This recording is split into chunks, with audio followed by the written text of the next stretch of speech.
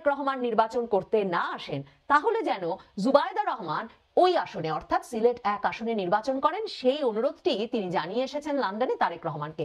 তার মানে প্রায় 18 দিন লন্ডনে তারেক রহমানের সঙ্গে রাজনৈতিক আলাপ, দলের নির্বাচন নিয়ে আলাপ, এসব করে ফিরে আরিফুল হক চৌধুরী যখন এই কথাটা বললেন, তখন বোধহয় এটা আরো নিশ্চিত হয়ে গেল যে তিনিও জেনে গেছেন তারেক রহমান খুব শিগগিরই দেশে ফিরছেন না। জুবাইদা রহমান তিনি বিএনপির রাজনৈতিক দায়িত্ব নেবেন কিনা, বিএনপির রাজনীতিকে চাঙা করার কাজে নিয়োজিত হবেন কিনা, দলীয় কার্যক্রমে নিয়মিত হবেন কিনা, এই সব নিয়ে দলের ভেতর এবং দলের বাইরে আলোড়ন শুরু হয়। এর প্রমাণ হিসেবে 6 মে যখন বিএনপি নেতাকর্মীরা জড়ো হন হাজারে হাজারে বেগম খালেদা জিয়াকে এয়ারপোর্ট থেকে তার গুলশানের বাড়ি পর্যন্ত যাওয়ার পথে স্বাগত জানাতে, তখন ব্যানারে স্লোগানে বারবার জুবাইদা রহমানের নাম ফিরে ফিরে আসে। এরপর প্রায় সপ্তাহ দুয়েক চলে গেছে বটে, কিন্তু এখন পর্যন্ত জুবাইদা রহমানকে বিএনপির কোনো রাজনৈতিক কর্মকাণ্ডে অংশ নিতে দেখা যায়নি, কিংবা বিএনপির শীর্ষ নেতৃবৃন্দের সঙ্গে কোনো সাক্ষাৎ, আনুষ্ঠানিক বা সৌজন্য সাক্ষাৎ করতে দেখা যায়নি।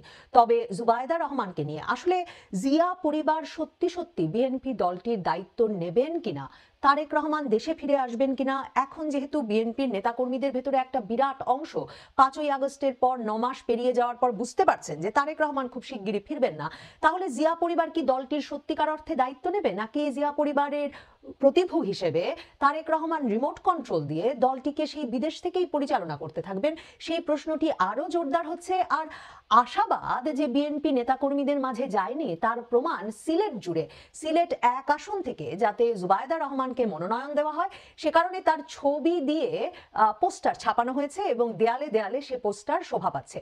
আসলে বিএনপির চাঙা হতে এখন জিয়া পরিবারের দায়িত্ব নেওয়া বা জিয়া পরিবারের কোনো একজন সদস্যের এসে দলটিকে সত্যি গুছিয়ে তোলা, চাঙা করে তোলা কেন জরুরি?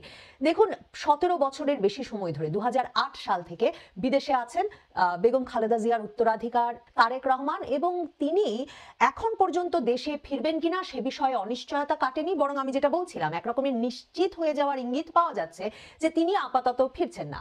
অন্যদিকে এই দলটির যে কোনো স্থানীয় নেতৃত্ব গড়ে উঠতে পেরেছে গত কয়েক বছরে, তার কোনো প্রমাণ দেখা যায় না। প্রত্যেকটি ভার্চুয়াল সভায় কিংবা দলের স্থায়ী কমিটির সভায় সভাপতিত্বের মাধ্যমে বোঝা যায় যে তারেক রহমানই লন্ডনে বসে দলটির নিয়ন্ত্রণ রাখতে চাইছেন। কিন্তু 5ই আগস্টের পর থেকে যে খবর ক্রমাগত শিরোনাম হচ্ছে যে দলটির ভেতরে বিশৃঙ্খলা বাড়ছে, দলের নেতা কর্মীরা চাঁদাবাজি সহ বিভিন্ন সহিংসতায় জড়িয়ে পড়ছেন, জামায়াতে ইসলামী আঙুল তুলে, এমনকি এনসিপি নেতারা আঙুল তুলে বিএনপির দিকে বারবার বলছেন যে তারা সারা দেশ জুড়ে চাঁদাবাজি করছেন, সহিংসতা করছেন, এবং বিএনপি সেটা অস্বীকার করতে পারছে না, কারণ তারা একের পর এক দলীয় শৃঙ্খলা ভঙ্গের অভিযোগে ব্যবস্থা নিচ্ছে বটে, কিন্তু সে ব্যবস্থায় কোনো কাজ হচ্ছে না। এমনকি দলের ভেতরকার সংঘর্ষে, অন্তর্ঘাতমূলক সংঘাতে আসলে অনেক সদস্যের প্রাণ যাচ্ছে সারা বাংলাদেশ জুড়ে। কারণ বিএনপির আসলে নেতৃত্বে কে আছেন? মির্জা ফখরুল ইসলাম আলমগীর কিংবা বিএনপির স্থায়ী কমিটির অন্য কোনো সদস্যকে কি তাদের এলাকায় কিংবা বিএনপির সাধারণ নেতাকর্মীদের মাঝে এতটা প্রভাবশালী মনে করা হয় যে তার সিদ্ধান্ত বা তাদের যে কোনো সিদ্ধান্ত তারা মাথা পেতে নেবেন? আসলে বিএনপির মূল সমস্যাটাই দাঁড়িয়ে গেছে এখানে। 2018 সালের নির্বাচন যখন ভার্চুয়াল সভার মাধ্যমে সাক্ষাৎকার নিয়ে পুরোপুরিভাবে নিয়ন্ত্রণ করলেন, কে কোথায় মনোনয়ন পাবেন সেটা পুরোপুরিভাবে নিয়ন্ত্রণ করলেন তারেক রহমান। আপনাদের মনে থাকবে বিএনপির যে তখন প্রধানমন্ত্রীর সঙ্গে গিয়ে আলোচনায় বসা কিংবা সেই নির্বাচনে অংশগ্রহণের সিদ্ধান্ত, সেই নির্বাচনে অংশগ্রহণের জন্য জামায়াতে ইসলামীর সঙ্গে জোট গঠন, এবং আবার জামায়াত বিএনপির জোট গঠনের যে সমালোচনা, সেই সমালোচনাকে পাশ কাটাতে ডক্টর কামাল হোসেনের সঙ্গে ঐক্যফ্রন্ট করে ডক্টর কামাল হোসেনের গণফোরাম থেকে জামায়াতে ইসলামী সবাইকে ধানের শীষ দেওয়ার সিদ্ধান্ত, এই সব সিদ্ধান্ত তখন বিএনপি নেতাকর্মীরা বলছিলেন এককভাবে নিয়েছিলেন তারেক রহমান। এবং এরপর 2018 সালের নির্বাচনটি প্রত্যাখ্যান করার পরেও যেই সংসদ সদস্যরা আসলে নির্বাচিত হয়েছেন কিংবা সংরক্ষিত আসনে যেই সংসদ সদস্যরা নির্বাচিত হয়েছেন তারা যে শপথ নেবেন বা সেই শপথ নেওয়ার প্রেক্ষিতে বিএনপি নারী সংরক্ষিত আসনে যে কটি আসন পাবে সেখানে যে বিএনপি সদস্যরা গিয়ে যোগ দেবেন, এই সব সিদ্ধান্ত, মানে আমি নির্বাচন প্রত্যাখ্যান করলাম, তারপর আবার নির্বাচনের পরে গিয়ে সংসদ সদস্য পদে যোগ দিলাম, এই পুরো বিষয়টি তারেক রহমান তখন পরিচালনা করেন। এবং সে সময় সেবার কথা ওঠে যে অনেক ক্ষেত্রে ত্যাগী নিবেদিত প্রাণ নেতার জায়গায় বিভিন্ন আসনে তিনি দলের ভেতরে একেবারেই তার সিদ্ধান্তে যে শুধু অন্য ব্যক্তিকে মনোনয়ন দেন তাই তো নয়, এমনকি অনেক বিএনপি নেতার শক্ত আসন তিনি জামায়াতে ইসলামী কিংবা ডক্টর কামাল হোসেনের প্রার্থীকেও 2018-তে ছেড়ে দিয়েছিলেন। সে সময়ে বিএনপির সিনিয়র নেতাদের সঙ্গে দূরত্ব হওয়ার খবরগুলো বেরিয়ে আসতে থাকে পত্রপত্রিকায় বিএনপির ভারপ্রাপ্ত চেয়ারম্যান তারেক রহমানের সঙ্গে। যেমন আপনাদের অনেকের হয়তো মনে থাকবে যে চট্টগ্রামে তার আসনটি হারিয়ে বিএনপির সাবেক পররাষ্ট্রমন্ত্রী অত্যন্ত প্রবীণ নেতা, জনপ্রিয় নেতা মোর্শেদ খান সে সময় বিএনপি ছাড়েন। এই 2018 নির্বাচনের পর থেকে দেখা যায় যে তারেক রহমান লন্ডনে বসেই আসলে সারা বাংলাদেশে বিএনপি, ছাত্রদল, যুবদলের কমিটিগুলো পর্যন্ত গঠন করছেন এবং সে কারণেও তিনি স্থানীয় নেতাদের সঙ্গে কোনো কিছু আলাপ করে নেওয়ার প্রয়োজন বোধ করছেন না।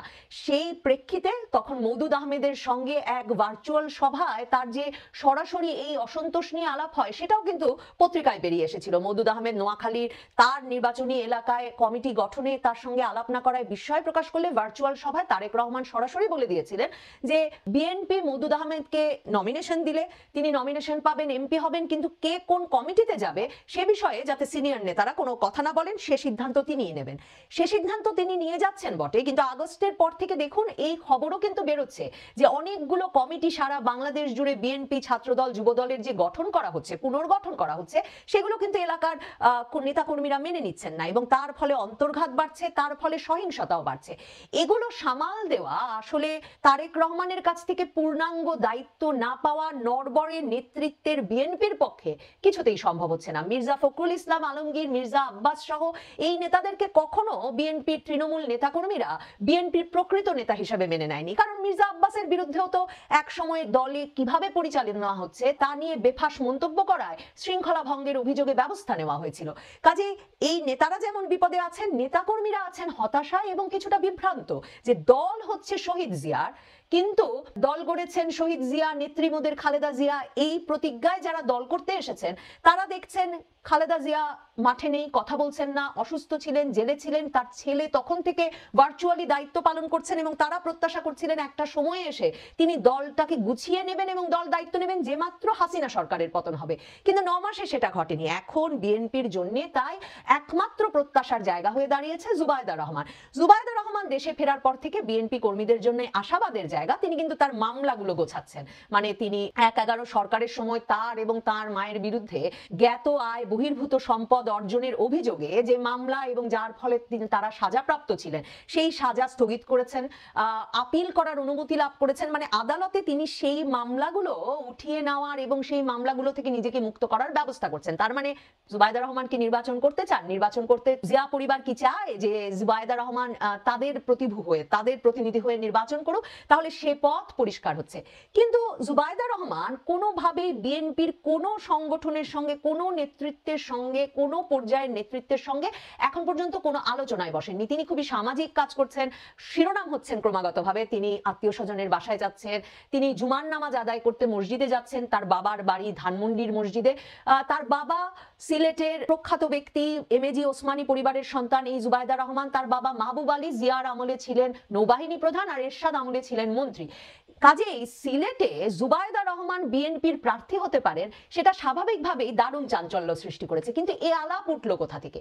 এ আলাপ কোথা থেকে উঠলো, মানে কে এই পোস্টার সারা সিলেট জুড়ে ছাপিয়ে দিল এবং সত্যিই কি জুবাইদা রহমান আসতে যাচ্ছেন কিনা? এই জল্পনার মধ্যে জানা যাচ্ছে সিলেটে বিএনপির প্রভাবশালী নেতা এবং সাবেক মেয়র আরিফুল হক চৌধুরী লন্ডনে এসেছিলেন, কারণ ওই যে তারেক রহমানই যেহেতু আসলে নিয়ন্ত্রণ করেন কে কোন আসনে মনোনয়ন পাবেন থেকে দলে কে কতটা প্রভাবে থাকবেন সেই পুরো বিষয়টা, লন্ডনে এসেছিলেন নিশ্চিত করতে যে সিলেটের সবচেয়ে মর্যাদাপূর্ণ আসন সিলেট 1-এ যাতে তাকে মনোনয়ন দেওয়া হয়। কিন্তু ধারণা করা হচ্ছে সেই মনোনয়ন পেতে যাচ্ছেন খন্দকার আব্দুল মুক্তাদির।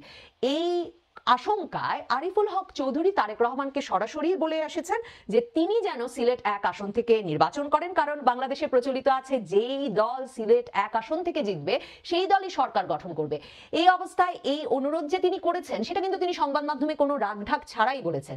তবে আরিফুল হক চৌধুরী তার সঙ্গে এটাও বলেন যদি তারেক রহমান নির্বাচন করতে না আসেন তাহলে যেন জুবাইদা রহমান ওই আসনে অর্থাৎ সিলেট 1 আসনে নির্বাচন করেন, সেই অনুরোধটি তিনি জানিয়ে এসেছেন লন্ডনে তারেক রহমানকে।